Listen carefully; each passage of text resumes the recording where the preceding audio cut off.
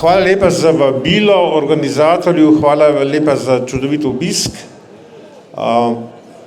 Moja naloga danes je nekako poskušati en uvod v tisto, kar se verjetno vsak od vas pri sebi sprašuje.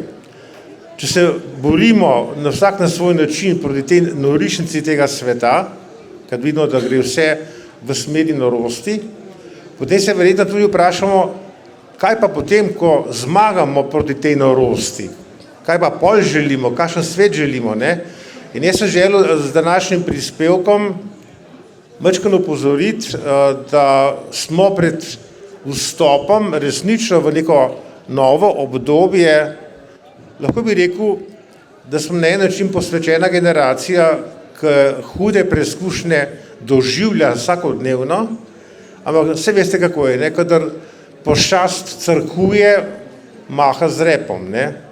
Ko pa crkne, je treba naprej živeti.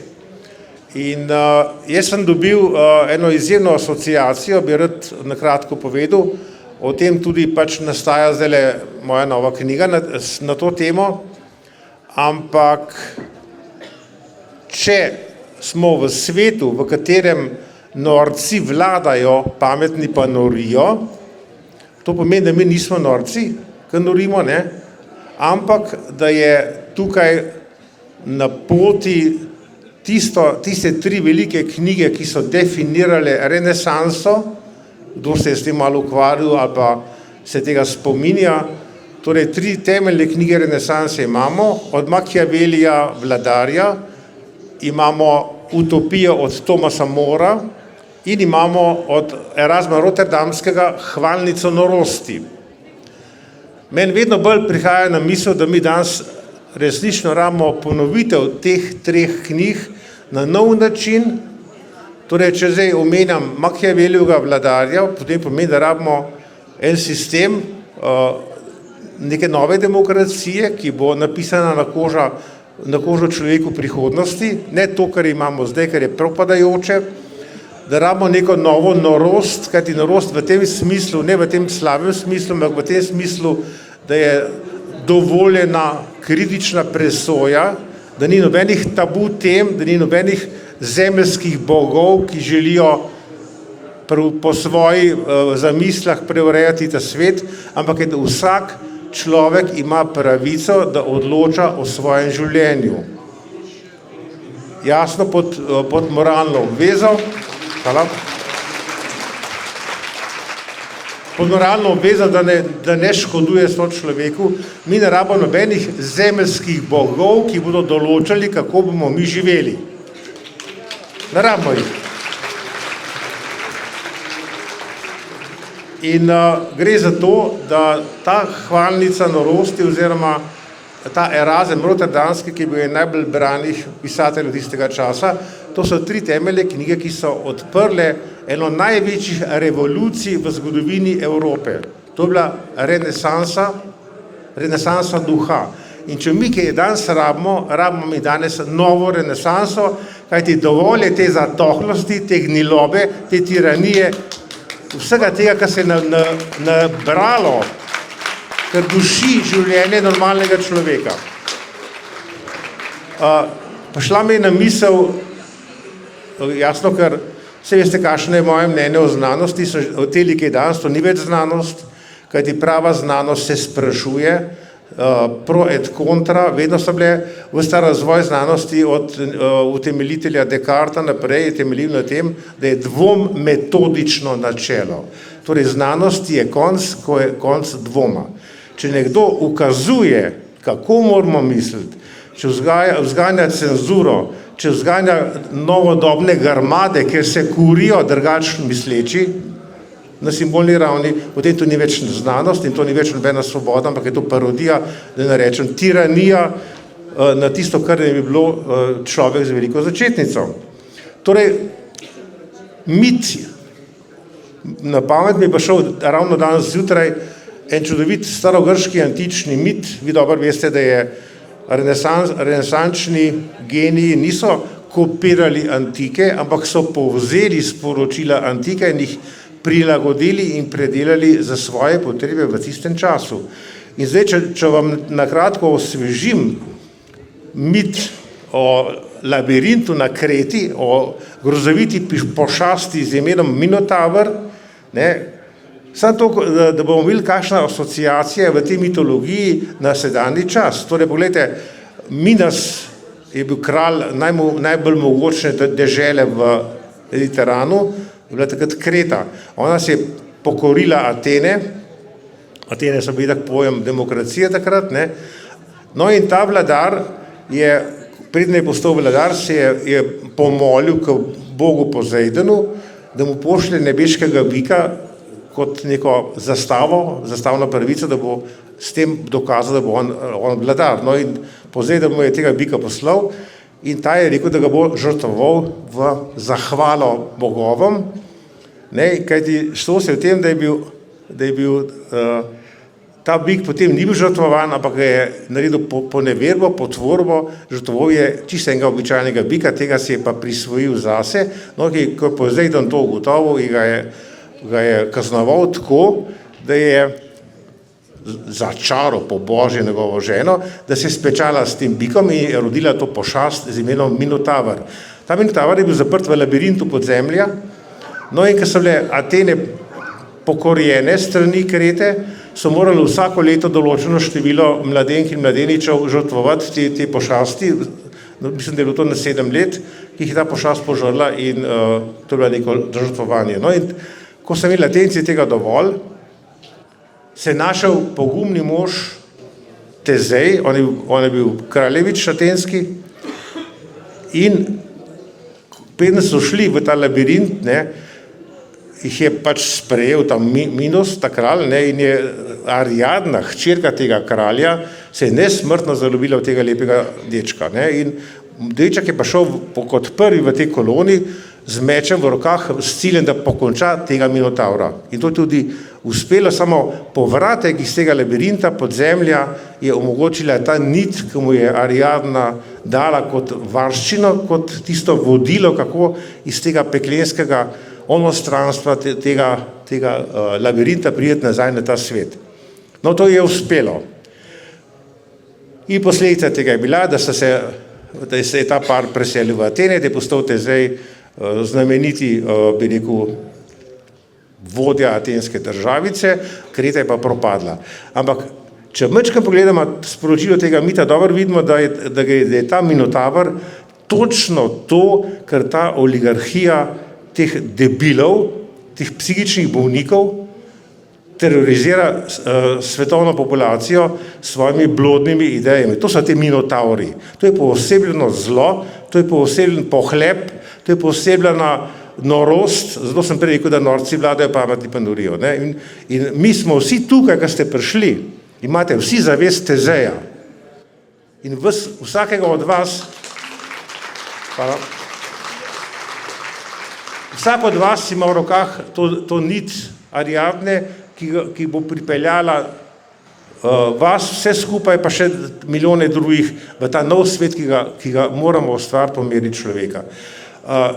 Blodne teh uzurpatorjev, drugače moram reči, so logične. Poglejte, si predstavljate, da ste stari, 85, 90, 95 let, imate 200 milijard evrov, pa veste, da okoli hiše hodi bela gospa s koso. Zdaj, kako se temu izogniti pri tem denarju strahovitem, kako ta nagrabljeno, nakradeno, s krvjo prepojeno premoženje, ne da se na svet nesti tega bogatstva, ne da se priti v neko večno življenje in zato so te norosti z neko digitalizacijo, pa z nekimi povezavami z računalniki, to so blodne, zblojenih duhov, pazite malo, to so norci, to so normalni ljudje. Normalni človek si želi na tem svetu realizirati, da v miru živi, da ima tista načela, kot jih je renesansa, ki jo dajem kot vzgled, postavila takrat, ko se renesansa je bila največja revolucija, ponavljam, evropskega duha, poleg reformacije. To so bila prelomna dva dogodka. In renesančni človek, komu in čemu se je uprl? Vi se spomnite verjetno iz zgodovine, kakšen peklenski čas je bil ta zadnji del feudalizma, ne? Kako so vse drugače misleče zatirali, kako so gorele garmade, kako so jih mučilnice lepone, kako so bile polne galeje s temi obsojenci, kakšen strahovit teror se je delal nad ljudmi, ki so drugače razmišljali. Danes je nič drugače. Ne gorijo sicer garmade ob 10. uri zjutraj po maši na centralnem trgu, spet kubiki drv spodaj, ne? Ampak so takrat korili Jana Husa, recimo, ko je bil reformator družbe, ki je bil v bistvu prenovitelj češke dežele takrat, ali pa ki je govoril tale italijanski renesančni Giordano Bruno, ne, zato, ker je odpiral nov pogled na svet, ne, ki je bil širok, ki je ta kozmični duh razumel, on je razumel tisto, da kar šele mi zdaj prihajamo. Torej, Giordano Bruno je bil človek za naslednjih 1000 let, ne, ampak ti ljudje so goreli takrat. So zgoreli zato, ker so predstavljali nekaj novega, kar nastaja. Ampak kljub tem grožnjam, kljub temu, da so vedeli, kaj jih čaka, so bili pogumni ljudje in so ustvarili nov svet.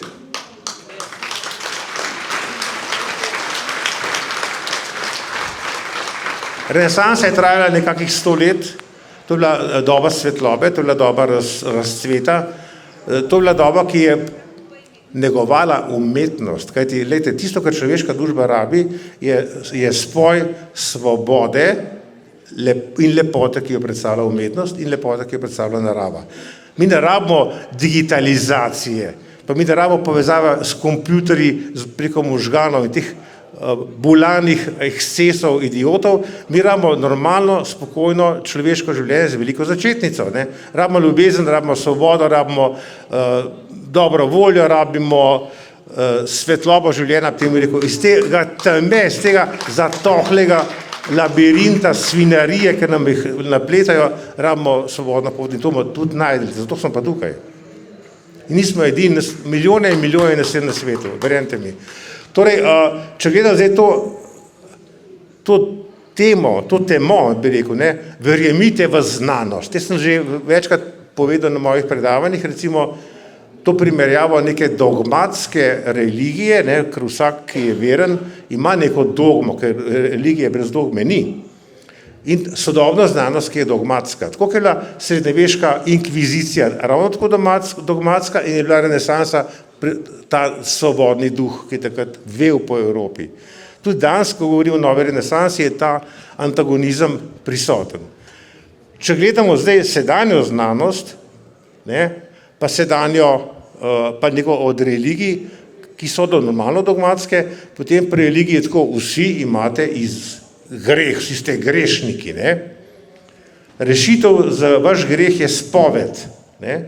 Po spovedi dobite pokoro, ki se morate izpolniti. Zdaj pa pogledajte, kako pa znanost gleda, če gledamo COVID histerijo. Vsi ste bolniki, namesto spovedi PCR test, namesto za pokoro pa karanteno, koliko ste pozitivni. Da razmišljate o svojih grehih, kako ste zaradi tega, ker se niste držali zapovedi oblasti, sedaj bolniki itak z lažnim testom. Vidimo, da imamo totalno analogijo med neko stroko, ki ni več znanost, ne, ampak je v bistvu parodija na znanost. Tisto, kar sodobni človek rabi, je to, da začnemo razmišljati. Pater je prej rekel o hipnozi, čudovita stvar, odklopite medije. Mediji so tisto, čemur jaz pravim, bermudski trikotnik naših domov. Poznate bermudski trikotnik, to legendo iz Karibskega morja, ne, v tem trikotniku ne bi zginevale ladje, letala v neke globine ali pa višine, nihče ne ve, skratka, legendarno področje na planetu Zemlja. Ampak mi imamo v naših domovih tudi svoj bermudski trikotnik. Veste, kjer je ta? To je trikotnik med kavčem, televizijo pa hladilnikom.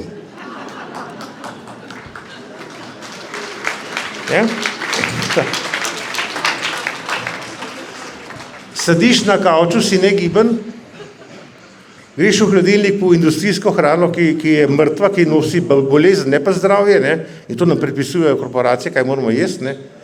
In jasno gledaš televizijo, ki je vir grozot, strahov in idealna kombinacija, da smo vsi kronično bolni. Si s tem upravim, znanost je toliko napredovala, da praktično ni več zdravega človeka.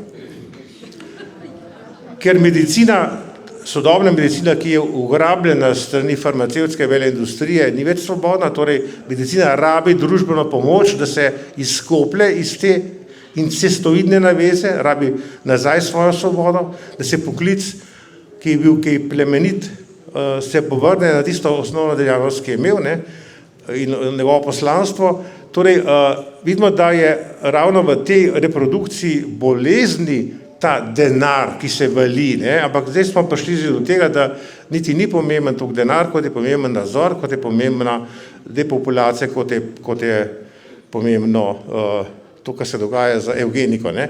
Torej, mimogrede, ki je danes omenjen veliki guru WHO-ja, ki je itak preko 100,000 mrtvih, ima na vesti v Etiopiji, pa to niso mehne številke. Ne?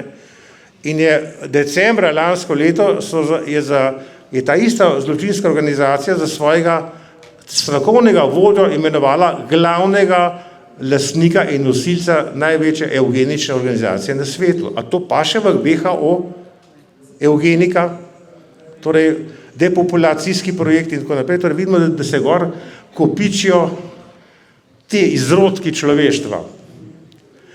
Dejstvo je, da jih je strah. Dejstvo je, da jim vse propada, da jim vse z rok povzi. To se moramo zavedati.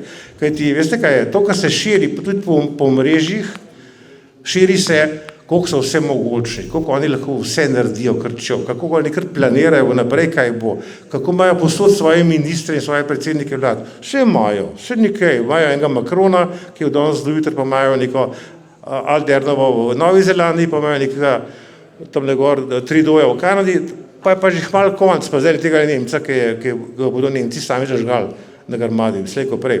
Torej vidimo, da teh par pokvarjencev, ki so izdali lastni narod, ne bodo dolgo preživeli. Kajti kopiči se tak revolt v Evropi, kdor gleda po televiziji te posnetke, ki jih itak ni nikjer v medijih, ne, v naših sploh ne, če pa greste pogledati, demonstracije v Evropi, se vam povsuje, kaj se dogaja v Franciji, kaj se dogaja v Nemčiji, v Holandiji in tako naprej.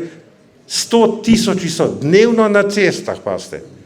Zadeva je, zakaj je Macron nekam zginil, ko mene ve, ki je trenutno? Zakaj šef Pfizerja nekje v Paragvaju trenutno in se skriva in tako naprej? Skratka, zadeva se kar dramatično dogaja po svetu. Ne? Zato ne nas biti strah. Mi, če bomo pristopili, če se bomo povezali, kajti največji cilj teh oligarhij, ne? Poleg tega, da želijo večno živeti, kar itak, veste, lahko jim rečemo v faco, ti boš umrl, ne? Nič ne boš ti večno živel s svojimi milijardami.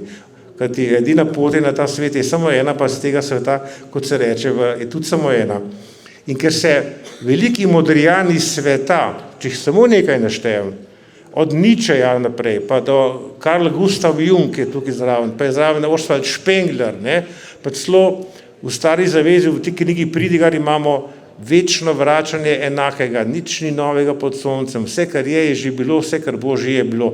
Skratka, tudi za nas, če se bomo majčkeno povezali, če bomo malo sodelovali, prihaja čas renesanse. In ne bomo plesali mrtvaškega plesa, kot so ga takrat v času renesanse upodabljali, da so opozarjali, da je za vse enaka pot v onostranstvo, kot se je rekel, ne, in je bil prvi v teh kolonah so bili vedno cesarji, pa papež, pa ti veliki feudalci, na koncu do zadnjega siromaka so imeli ta ples smrti. To je bilo opozorilo, da je ta osnovni zakon biologije še vedno velja. In to, če temu rečemo, da je edina poštenost sveta, potem lahko rečemo, da bomo pa mi pristali na filozofijo življenja, na filozofijo resnice in na filozofijo svobode in da so to glavne značilnosti renesanse izpred toliko let in bodo tudi zdaj postale glavne značilnosti novega človeštva, ki nastaja med nami. Torej, to smo mi.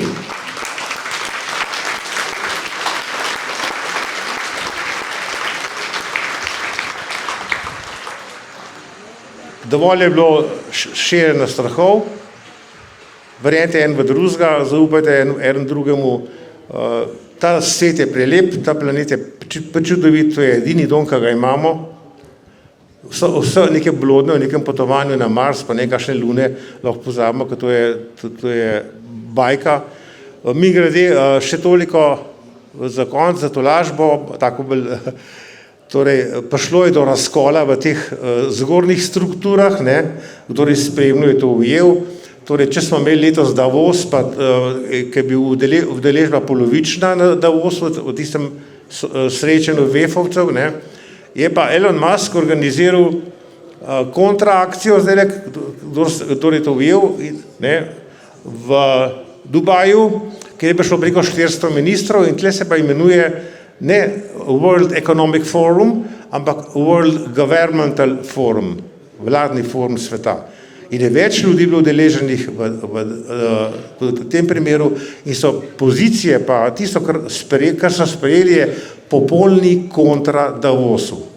Torej vidimo, da je tudi se gor na vrh delajo dve fronti, kakorkoli bomo videli, kako se bo to razvijalo. Skratka, želim vsem skupaj, da živimo v svobodi, da se svoboda nikoli ni bila dana v zgodovini človeka, vedno se je moralo ljudi vzeti, vedno so se morali boriti za to svobodo in potem, kar smo imeli, je potem naslednji korak je jasno demokracija. In če gledam slovenski narod, pa njegovo zgodovino, mi smo 1000 let živeli pod tujci, ampak ta narod nikoli ni bil hlapčevski. Kdor govori, da je slovenski narod hlapčevski narod, je lažnivec.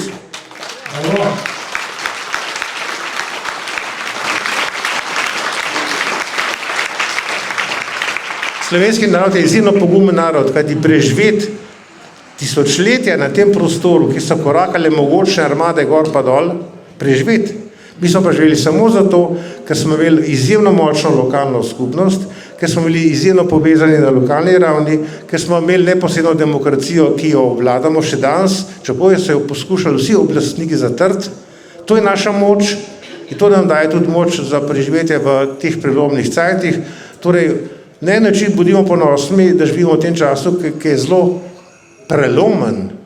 Je pa nekaj, če gledamo z lučmi sistemske teorije, torej to je ta pogled, ki meni odpira razgled po celih dogajanju po svetu. Vsak sistem tega planeta, ne bo to anorganski, organski, to je pač umetna delitev, ki smo se mi zamislili. Človeška civilizacija v tem trenutku je v coni bifurkacije, v coni razcepa. Zato so taka nihanja.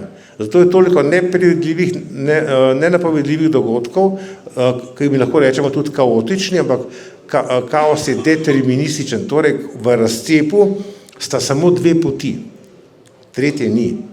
Ali se zaostri do konca to, kar je, in potem to vodi v končen propad celotne civilizacije, ali pa bo tak preskok v nekaj novega in jaz mislim, da ni nobenih ovir, da ne bi to novo pot se odločili, za katero se je pa odločilo že samo življenje planeta.